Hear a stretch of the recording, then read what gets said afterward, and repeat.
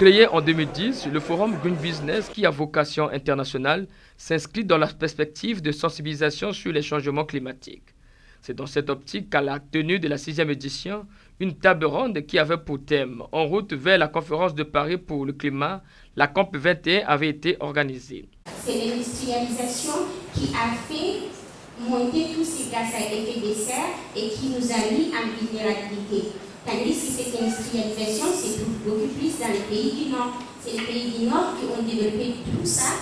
Alors du coup, la place de l'Afrique, et si on prend en particulier l'Afrique centrale, on n'a rien émis comme gaz à effet de serre.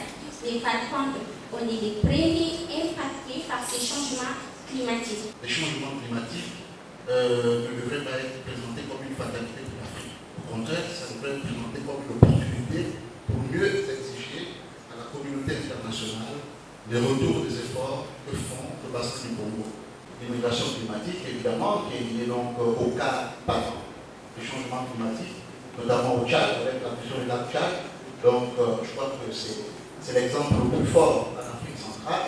Il existe d'ores et déjà des solutions concrètes qu'on peut mettre en œuvre dès aujourd'hui, sans attendre nécessairement l'issue de négociations institutionnelles pour lutter contre le dérèglement climatique. Et nous pensons et nous aimerions vraiment que l'Afrique soit très bien représentée, parce que comme le disait Hindou Henriquez, l'Afrique subit beaucoup la pollution des pays développés, des pays occidentaux.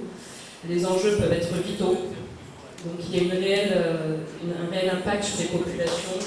Après, s'en est suivi la présentation de la technologie Blue Solution de Bolloré, animée par Karine Michel Oyoma.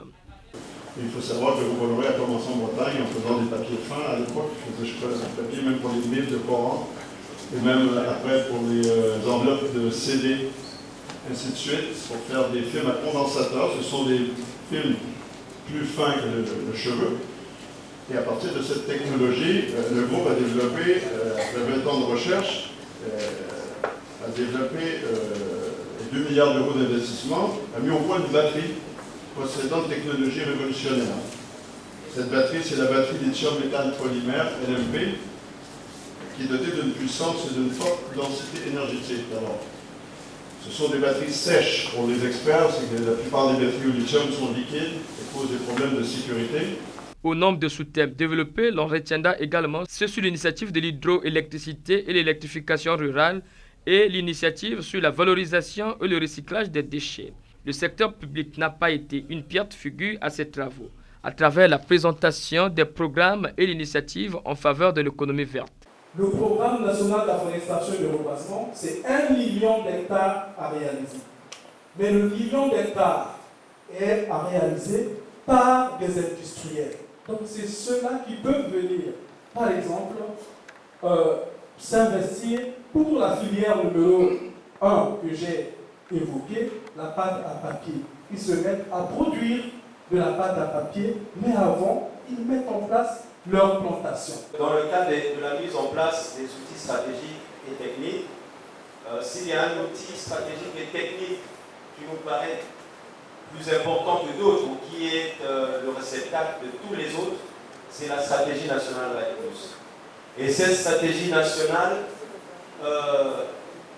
qui est déjà sa mouture préparatoire, qui a déjà été validée, mais dont la finalisation va intervenir entre juillet et septembre, cette stratégie nationale, une fois bouclée, devrait aboutir à un appel de fonds.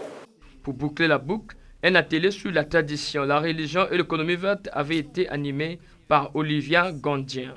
Les Luango ou Fiotes sont constitués de différentes composantes ethniques qui, d'après le capitaine Le Tur, dans son étude sur le royaume de Luango et le peuple Vili, Kayengonj, de juillet 1952, ont formé le royaume dit de Luango, lequel, à son apogée, englobait tout le sud-ouest de l'actuel Congo, une partie de la République démocratique du Congo et une partie du Gabon et une partie du Cabinda.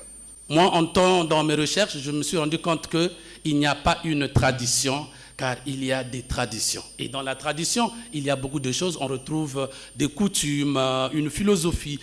plein de choses. Dieu, avant de créer l'homme, Dieu, la tradition musulmane dit, Dieu a réuni les anges et les a informés, je veux créer un homme.